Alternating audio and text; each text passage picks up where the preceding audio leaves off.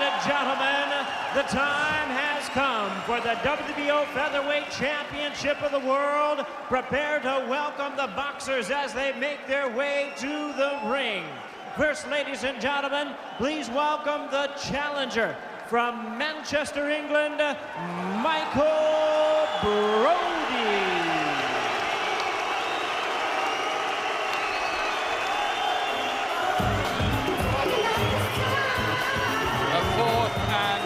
Surely last chance to become a world champion for the deserving 31-year-old Michael Brodie.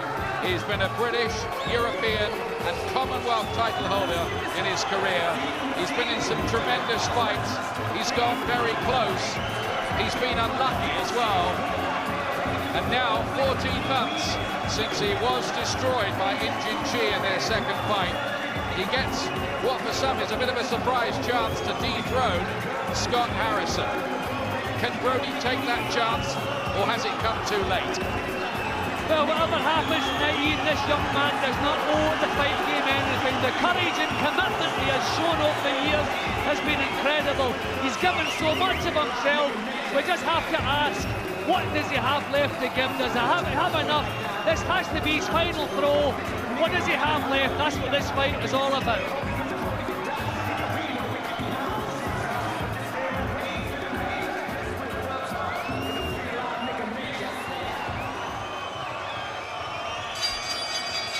And now making his way to the ring, ladies and gentlemen, introducing the defending champion from Glasgow, Scotland, Scott Harrison.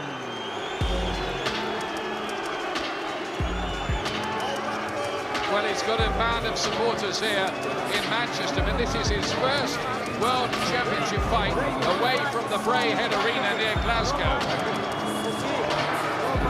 A tough, grim, determined champion, Harrison, who's lost this title in the past to Manuel Medina, but won it back from him in fairly heroic fashion.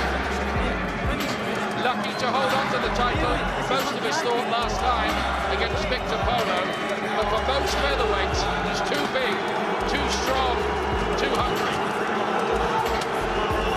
Well, the Harrison camp and the Harrison family do not take criticism too well, and they've suffered a lot of criticism after his last fight. They believe they're very unlucky to hang on to his title, so I'm sure he will have a point to prove tonight, and I'm sure he's here to do exactly that.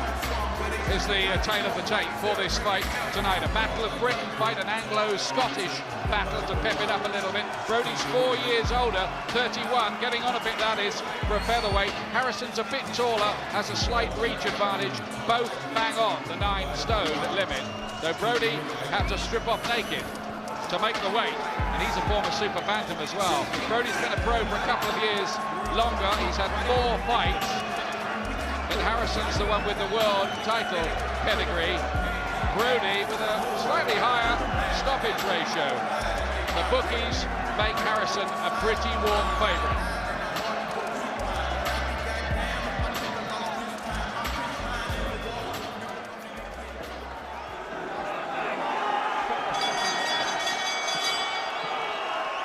Ladies and gentlemen, live and exclusive across the UK on Sky Sports Friday Fight Night, we welcome you to the MEN Arena here in Manchester, England, as we present the featured bout of the evening. And it's all brought to you by Frank Warren Sports Network, as sponsored by Parliament Vodka and 3.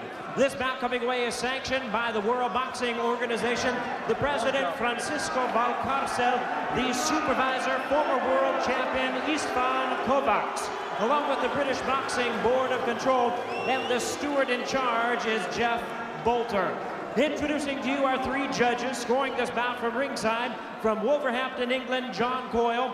From Kent, England, we have Roy Francis, and from Edmonton, England, David Paris. Our referee in charge of the bout, he is working in this his 124th world title bout, Mickey Van. All right, fans, here we go with our main event of the evening. 12 rounds of boxing for the WBO Featherweight Championship of the World. And now, ladies and gentlemen in attendance and boxing fans joining us around the world, from Manchester, England, it's showtime!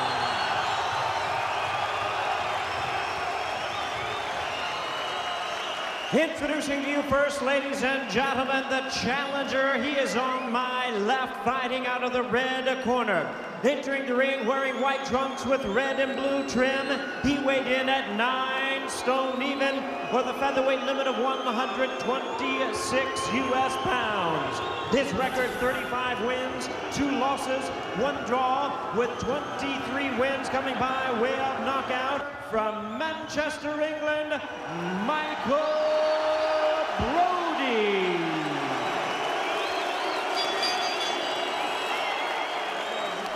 And his opponent across the ring is the defending world champion. On my right, fighting out of the blue corner, wearing black trunks with gold trim. He weighed in at 9 stone even, 126 U.S. pounds. His record, 23 wins, 2 losses, 2 draws, with 13 wins coming by way of knockout. Ladies and gentlemen, please welcome the 2-time WBO Featherweight Champion of the world, known as the Real McCoy, introducing Scott Harrison. Once again, our referee in charge, Mickey Van, now to give instructions. 12 rounds of World Championship boxing coming your way. Okay, Scott, I want you to get your instructions in the dressing room. Don't forget what I told you. I want no naughties with the head. Shake hands, buddy corners. Good luck, fellas. Scott Harrison always looks as if he's just been told some extremely harrowing news. All business. Has developed a marauding style. Brodie, who can be a very nice technician, but the question with him is he damaged goods at this late stage of his career and after some very tough fights since he moved up to featherweight? Black trunks, Scott Harrison, defending his WBO Featherweight Championship in England for the first time, and in front of Brodie's supporters, who've been pretty vociferous. Good atmosphere in the arena now at the start of this fantastic weekend of boxing in Manchester.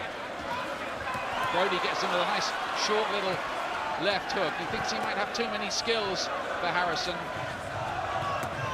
but Harrison's camp think they'll get to him, and they get there with a left hand there.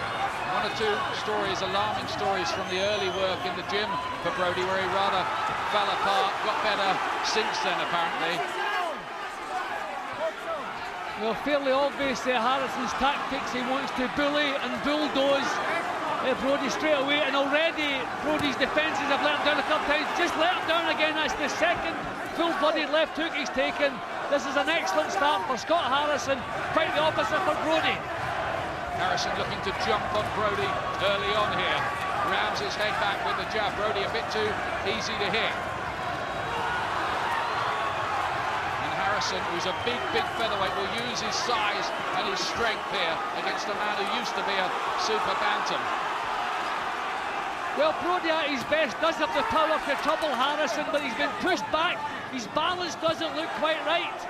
I think he's been shaken with those couple of left hooks. So he's really on the defensive here. Not a good start for Brodie. Looking to make a statement as well, I think. Scott Harrison got a lot of criticism last time when most people thought he was beaten by Victor Polo, the Colombian southpaw. Good shot to the body there from Brodie on that occasion. He has to try and roll back the years a little bit here to that time when he was a very good European champion. Another sharp right hand. Brodie's gone there. Did a silly dance after that right from Harrison, who knows that he's got him going and comes back. But Brodie finds a great right hand in the middle of all that. What an opening round here. Harrison looking to nail Brodie in the opening session. Firing in head punches, not much coming back from Brodie. He's been brave here, almost fighting a bit on instinct, and now he takes it back to Harrison. This is grandstand stuff in the opening stanza. Oh, huge right from Harrison. Brodie takes that shot somehow. He's been on the brink a couple of times in this opening round, but he's fired back Brodie somehow. Well, these are full-blooded shots Brodie's taking. I cannot believe he's still standing. We've seen him coming back from situations like this in the past, but how often can he do this? fantastic heart from Brodie, but this is a lot of punishment very early on, and his legs look unsteady. They do, they really do. And when the legs are gone, there's no real power in your own punches. So Harrison, you're floating. What an opening round! Even punching after the bell. And they're still wanting to carry on even then, after all that as well. I tell you what, I think Brodie stung Harrison a couple of times too in amid all that.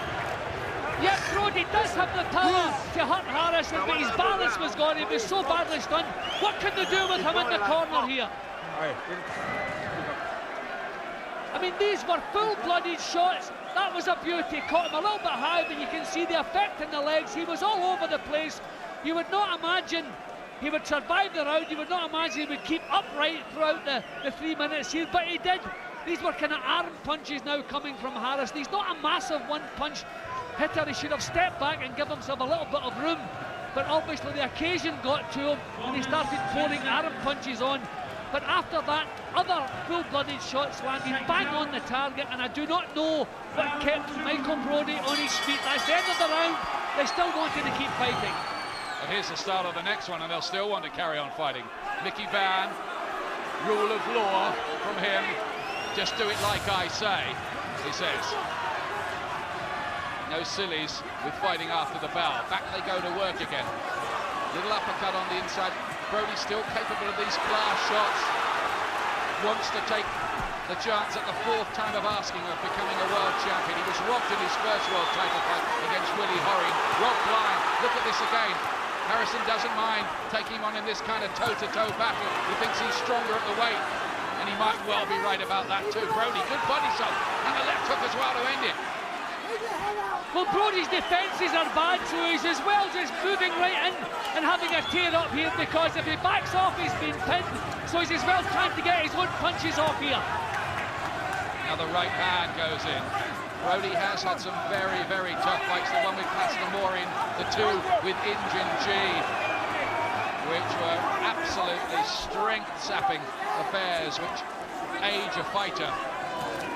He's having to take quite a lot early on here, but he's having successes as well, with quite quick hands as well. And Harrison, in some of his recent fights for me, has rather forgotten all the boxing skills he used to have earlier on in his career. He's relied almost exclusively on his strength and the fact that he's big at the weight.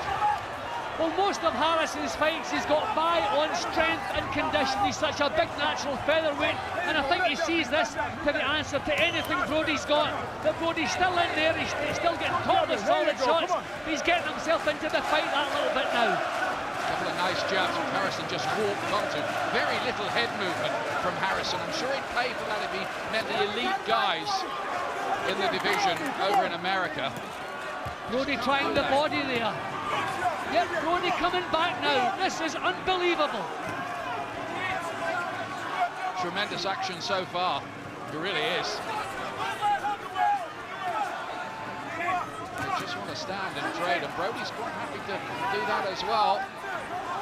Here he is, drinking in somewhere beyond the last chance saloon, I'd say. But Harrison just looks so much stronger. He's been caught as he comes in, but he's walking right through everything that Brodie throws. Brodie gets there with a right hand. He's finding Harrison pretty easy to catch himself, and might be encouraged by that. And digging deep and whips in a couple of left hooks, another one to the body. Good stuff from Brodie in this round. This is more even. He's actually pushing Harrison back at this stage. Who would have thought this?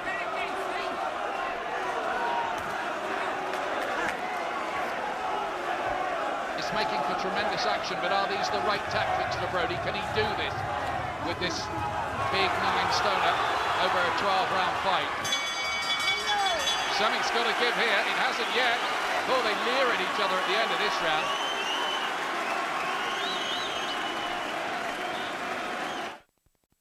Within your love. Just on you, stay in there. Straight shots, keep it simple. Bang, bang. Well, I know the Michael Brodie camp feel that if this fight had been 2 years ago, Brodie would have won it easily. But, I mean, it's great action, but are these smart tactics by Brodie? They're not smart tactics, but I don't think it's about tactics. I think he was dragged into this war straight away, and he's just having to stand there and suck it up.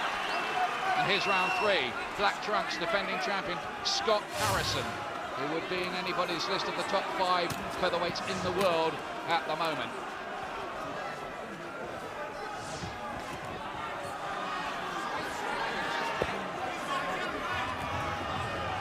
Top class, rip-roaring, all-British World Championship fight this.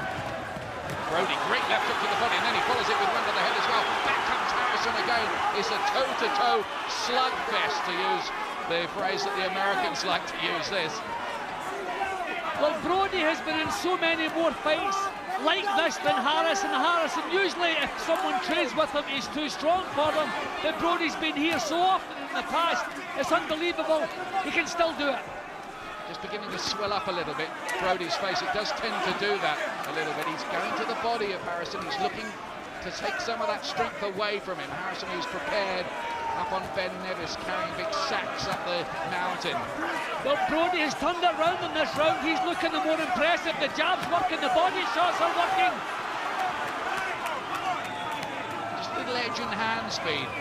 Maybe technical skills too from Brodie, which is helping him too. Just starting to pick the punches a little more sharply, not getting hit so much. Digs in another left hook to the body. The jab is working so well. Harrison is walking way on to it. In goes the right hand. What a turnaround here. He's outboxing Harrison just for the moment. Harrison clubs him back with the right hand. This is a going spell here for Brodie. Can sometimes have lulls in fights. No lull here, all right. Well, Harrison has never been difficult to catch. And Brodie has really found the target in this round. Good body shot again from Brodie. He's made that a target. Another left hook to the head. There were 2 of them, in fact.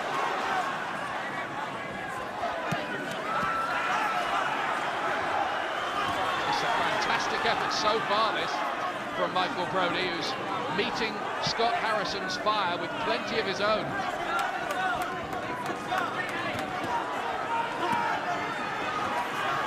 Digging in these body shots again. Harrison was hurt a couple of times against Polo to the body. Nobody likes it down there. Who'll be the first to wilt in this white heat of battle? Jab again, working for Brodie. What a good round for Michael Brodie. Well, he's looked superb. He's always had plenty of class. Drew his first fight with the indestructible Korean in Jin Ji. Lost the second one emphatically. But he's putting up a heck of a performance here so far.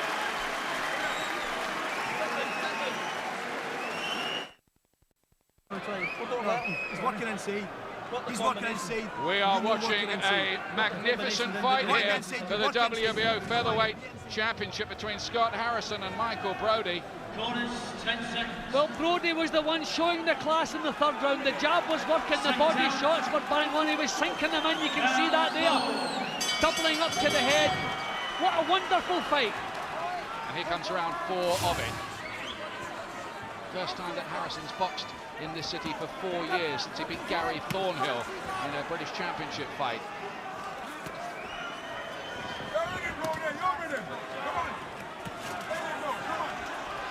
Harrison might need to use some of his old boxing skills that we saw so much of in the early part of his career when he was beating former world champions like Tracy Harris Patterson, Tom Johnson. Oh, body shot's got him! Left hand, Brodie doubles up in pain from that. He was hurt by 1 right at the end of the previous round. 6, Count 7, 8, he's not going to get up. Looks in bad shape, he's in bad shape. Gets up, do it, he's stopped, it is all over. And suddenly with a body shot, Scott Harrison has won the fight. The end came quickly and a body punch did it. All over in round 4. It was exactly the round, by the way, that Brett Maloney, the manager of Scott Harrison, predicted before the fight. The 4th round. You know, Brodie was hurt by 1 right on the bell in the previous round, went back to the corner just wincing a little bit, and I think that one might have caught him in the same place, you know. Yeah, well, that was a real sickener. I mean, Brodie was the man with the reputation as the big body puncher, but nobody likes it down there. And we always say, if a fight goes into the trenches, then you can't ask any more than what this man Scott Harris can give. He's so strong, he's so powerful at featherweight, and I think that was just the difference. But what a superb effort for Michael Brodie. We've probably seen the last of him now. But as I said earlier, he does not owe the fight game anything. He's given everything, but this man was just a little bit too strong, and in the end, a little bit too good for him. Well, Michael Brodie's had an honourable career, and if that is the last chapter of it, it was quite a last chapter. He was superb for a while in the fight, but this was the end. That shot, left hook to the body. Oh, knocked everything out of him.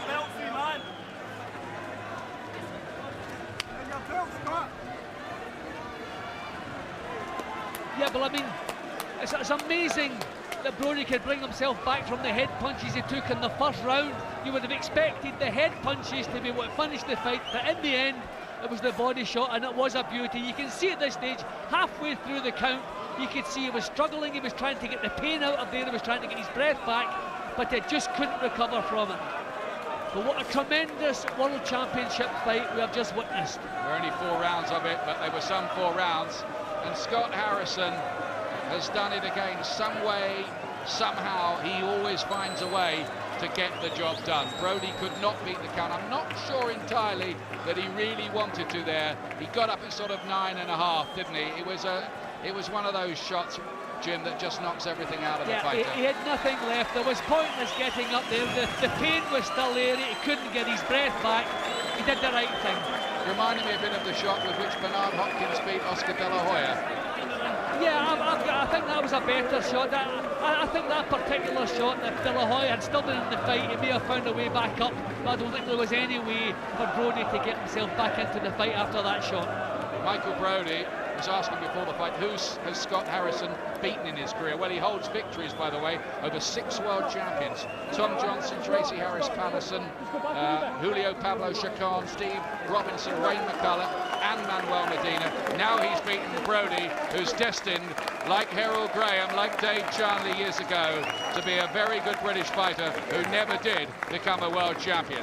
Harrison wins a memorable battle here in Manchester.